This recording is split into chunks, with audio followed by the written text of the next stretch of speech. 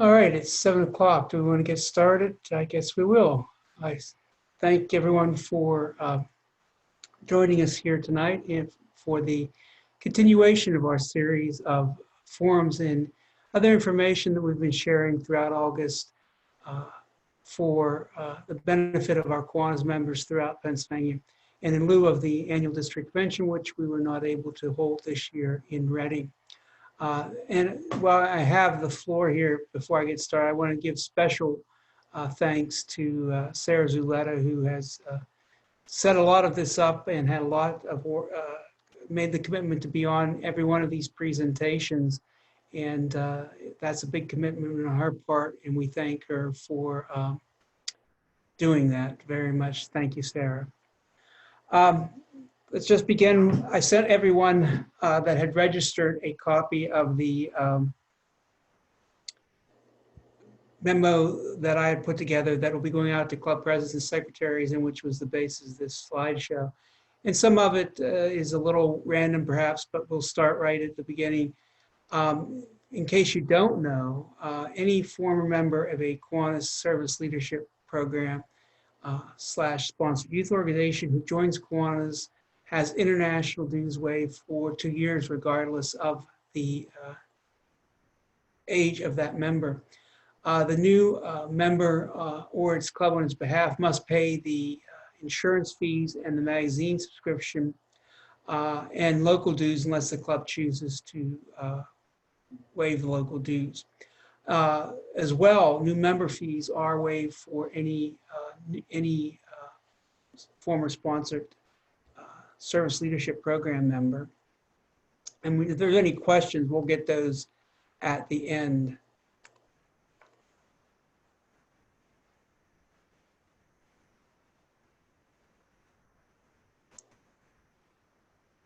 Seems like we've frozen up here a bit.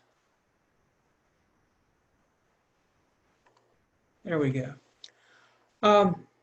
One of the most common questions that I get asked is, what are the dues and fees every year? Here on the screen, you'll see the dues and fees. International dues are $52. Kiwanis Magazine is $8. Insurance, $17. And district dues are $35. The dues are not going to increase during the upcoming year. I don't believe that the insurance fees will increase either, although they haven't received the renewal quote, so that could be a change that might occur, but I don't think that's going to occur. Usually they give us some sort of warning by now if there is going to be an increase. So those are the dues and fees for the 2021 year. Here's some important dates for your information. September 30th is the date that new members need to be on your roster if you want those members credited in the 2019-20 year. And it's important to note while I am on that date that any members added up to and including September 30th have their new member fee rate waived. After September 30th, the fee goes back in place. October 10th is the last day to remove members to avoid being invoiced for those members. If you don't want to be invoiced for a member that's on your roster because that member's leaving Kiwanis for whatever reason, you need to remove those members from your roster by not later than October 10th. Or they will be included in your invoice, which is going to go out start going out of the international office on the week of October 12th. Not all clubs will be billed on October 12th. They'll go out in batches, but the invoices will start going out on the week of October 12th. And those invoices are to be paid by December 1st or 30 days thereafter, and after the receipt of the invoice.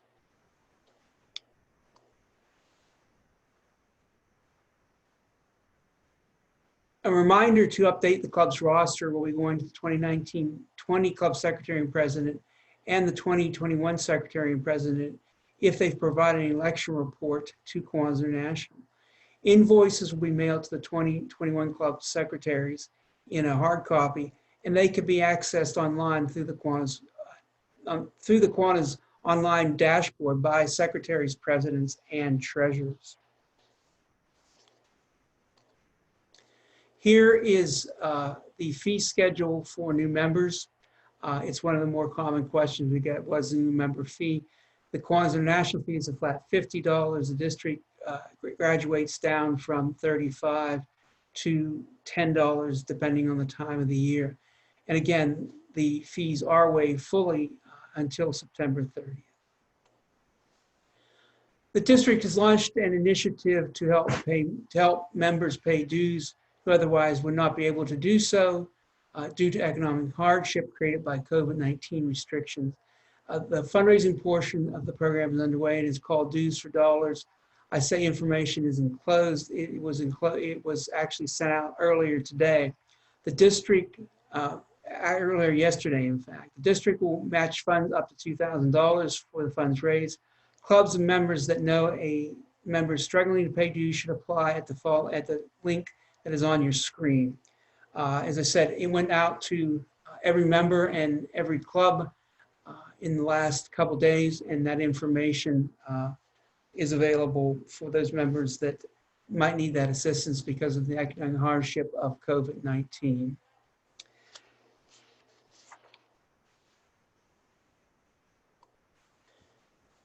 There's more information. I put a slide in here specifically for that, for the program. And as I said, there's a link on our webpage to get the application to apply for assistance. The Kiwanis International has an insurance program that is mandatory for all clubs. There's a liability insurance portion of that, directors and officers liability insurance, and neither program is optional. Some clubs, I still understand, have their own separate directors and officers liability insurance. That's not necessary. It's something that the club should discontinue carrying. All clubs and foundations must file some type of Form 990. The vast majority of clubs can file Form 990N. That form is available only online through the IRS website. If you are asked to pay a fee to file Form 990, you have gotten off the IRS website. If you stay on the IRS website and you use their preferred vendor, there's no fee at all for filing Form 990. And in fact, there's no fee for filing any version of 990. As I say on here, some clubs must file 990 EZ or 990, and the filing date is February 15th, 2021. If you don't file 3 years in a row, you will lose the tax exempt status that your club has in terms of not paying income on the revenue that you generate. Just as a reminder, most clubs know this, but some don't take advantage of it. And it's up to the club to decide this, but the $17 per member insurance fee can be taken in whole or in part from the service account. And you can use that to boost your administrative account by taking it out of the service account as opposed to the administrative account when you pay your invoice from Kiwanis International. You can do that because we wouldn't need the insurance if we're not out doing service in the community. Another way that clubs can boost their administrative account or look for ways to cut expenses in the administrative account is to make sure that you're taking every penny of the fees and money that you spend on service leadership programs out of your service account. Even if they come to your club to have a meal, even if you're paying dues for the faculty advisor, that can all come out of the service leadership or out of the service account because they are service projects in essence, just as is any other service project.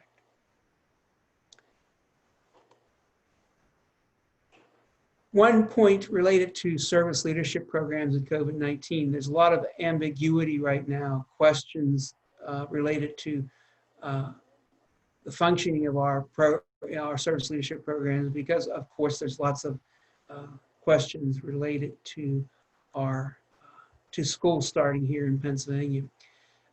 And it is not unique to Pennsylvania, of course, it's a nationwide thing. If a club is not going to be active, if the fees aren't going to be paid, if dues can't be paid because of that uncertainty, Kiwanis International has decided that no charters are to be revoked or suspended in the 2021 year. The club's current status is to retain for the 2021 year.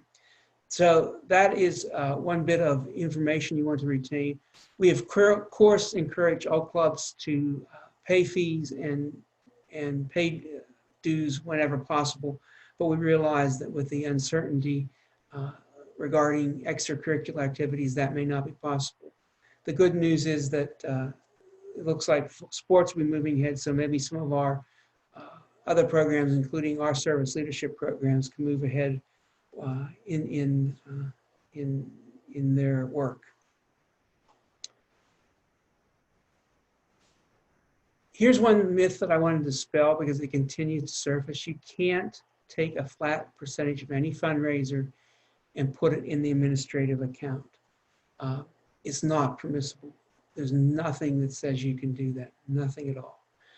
With proper permissions, knowledge, and bookkeeping, it is possible you can put the proceeds of member sales from a fundraiser in the administrative account. And note the word proceeds. You can't take, if you're selling blueberries for $30 a box, you can only take whatever the cost of that box is between the $30 and the cost of the box and put it in your administrative account. You can't take the entire $30 and put it in your administrative account. Further, this action has to be approved by the club board directors, and the members have to have knowledge, and you have to have the permission to do that. Small games of chance are needed for all small games of chance that a club conducts. That includes clubs 50-50. Straight by the books, a 50-50 raffle needs a license. We can get into discussion whether you're going to get caught or not, but I can cite an example where a club was doing a 50-50. They had some county officials there, and after the county officials were there, within the week, the club received a letter asking about their small games of chance license, and reminding them that they needed to apply for one. You can see the link on here, and it's also in the message I sent about the small games of chance license. Here's an important point that I want to bring up. Bingo games, well, being small games of chance, are not covered under a small games of chance license. There's a separate bingo license for which you need to apply, and it's governed by a different set of rules. We wouldn't want to be straightforward and simple in Pennsylvania, only convoluted and complicated. And I want to bring that up because more clubs seem to be operating bingos. You can see the information on the slide here about club officer training. We have offered live training throughout the district.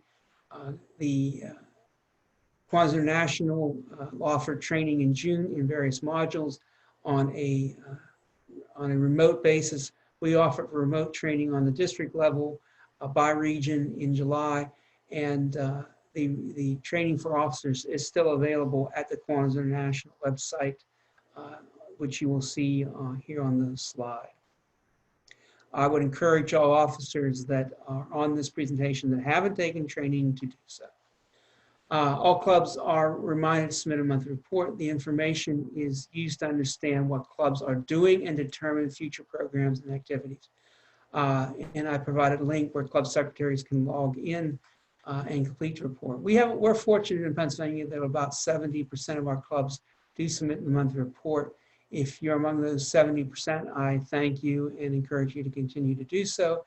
If you're not among those 70%, if your club isn't submitting those reports, please give consideration to submitting the reports.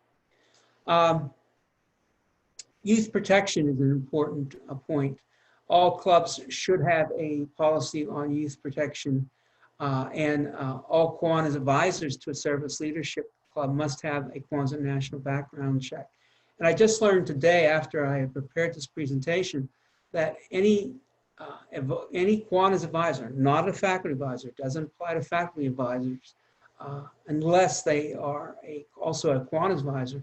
But any Kiwanis advisor has to have the Kiwanis International background check completed and done by October 1st, or they will be removed as a Kiwanis advisor to the Service Leadership Program by Kiwanis International, and a letter will be sent to the school so advising. So if you are an advisor and you haven't done that check, or your check isn't current, be sure to do that check. As well, I would suggest that all Kiwanians submit to the background checks volunteers working with youth as required by the laws of the Commonwealth of Pennsylvania. We get into the, I don't want to go too far down this rabbit hole, but we get into the great debate about, well, this member only comes to meetings, he doesn't do anything with children. And I understand that, and I appreciate that we have members that have served 40 or 50 years, and that, it seems to be a burden to ask them to do a background check. But I can cite examples where, because a club adopted that policy, there were ramifications later for that club. I think it's pretty simple. All members get background checks, and then there's no question or debate.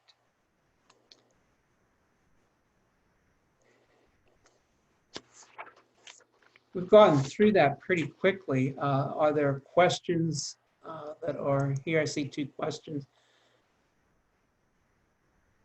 One question I see from Eugene Law, thank you, Eugene, was the COVID-19 among the factors which kept the membership dues the same for this year. And the direct answer to that was no. There was no consideration being given to increasing fees or dues for the upcoming year. Had there been, I think that it might have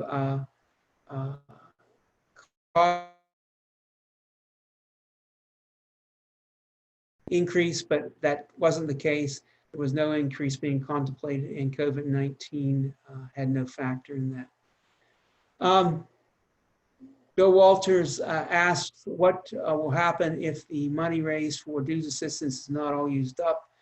Bill, that will be a good problem to have, and we'll cross that bridge when we get to it. That's the only answer that I can give to you today, because it would take district board consideration to make that determination, and it's not a question that we have contemplated to date. There is a $25 SLP clearance fee. All others are free. Yes, Patty Loomis points out that there is a fee for the Kiwanis International background check. The state background checks through the Department of Human Services and the Pennsylvania State Police are free of charge, at least currently they are. I've heard that there's some consideration being given to adding fees to those, but right now they're free. And let me state here that a club can opt to pay for the fee for an advisor from the service account, because again, if we didn't have these programs, we wouldn't need to pay these fees, so they're an expense of running that program. So yes, the fees can be paid from the service account, and the Kiwanis International background check has a fee that varies from $22 to $25.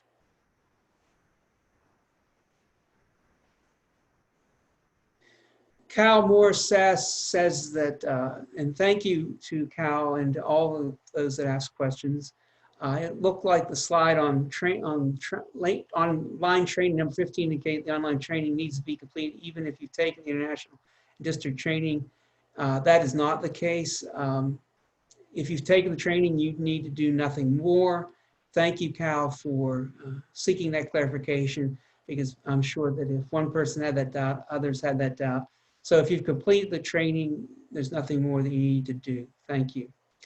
Kathy King asks, how often do these checks need to be done? The Kiwanis International check is good for 2 years. The state background checks are good for 5 years. Bill Walters asks, we only have one advisor for our SLP as far as KI is concerned, And that way we only have one fee to pay to KI. All other advisors and helpers get to SLP get free PA clearances. Okay, I'm not recommending that, but I've read it.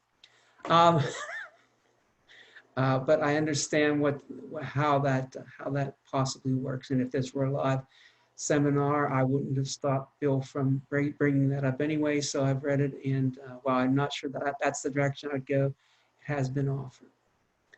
Any other questions or comments?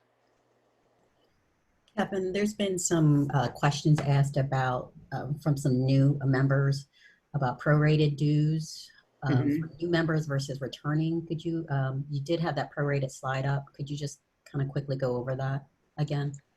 Because there was some confusion. I'm not sure what the confusion is, but I don't have a slide. My slide doesn't want to go back on me here. Okay. But the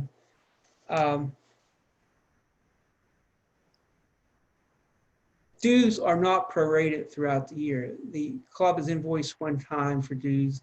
That invoice is generated in October and sent to the club based on the roster that is in the database at Kiwanis International on October, at the close of business on October 10th,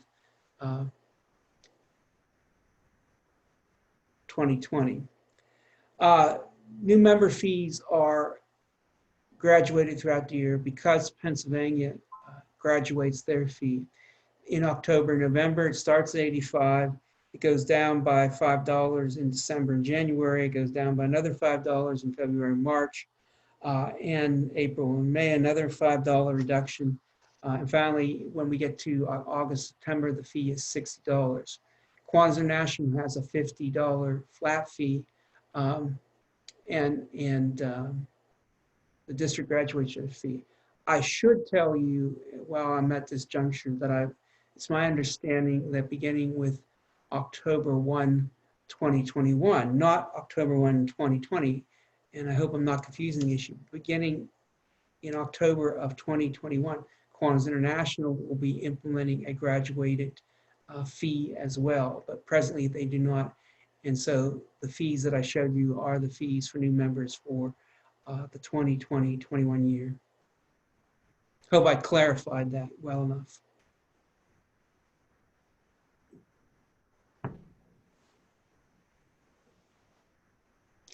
Bonnie Magliacetti, I hope I pronounced your last name right, Bonnie, asks, and thank you for your question. So if I recruit a new member, he has to pay $112 plus $85? No. He only has to pay the $85 if he's added in October. If he's added in September, he has to pay the $112. It's either or, not both.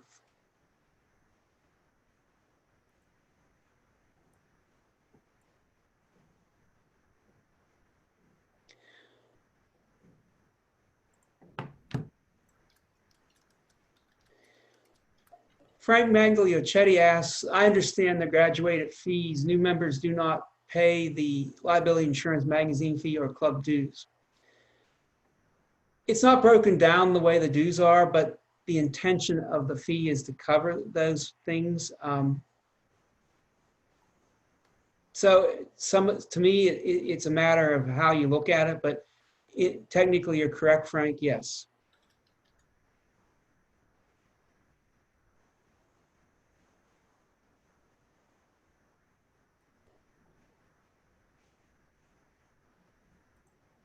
Any other questions? Sarah, is there anything that I didn't bring up that I should bring up that you feel that I've missed in some way? Nope, I'm just looking through the chat, making sure we got everything. We do, I think we've covered everything. All right. Well, I thank everyone for their time tonight. I appreciate everyone being here. The work you do for children is important, and it's our job on the district level to assist you with that work. Anytime you have any questions, feel free to email me at kevin@pakiwanis.org. And I apologize, I didn't put that slide in there, but it's kevin@pakiwanis.org. That would be the best way to get a hold of me. If you want to call, 717-540-9300 is the office number. Thanks, everyone. Great job, says Kathy Szymanski. All right, I think we're done. I appreciate it.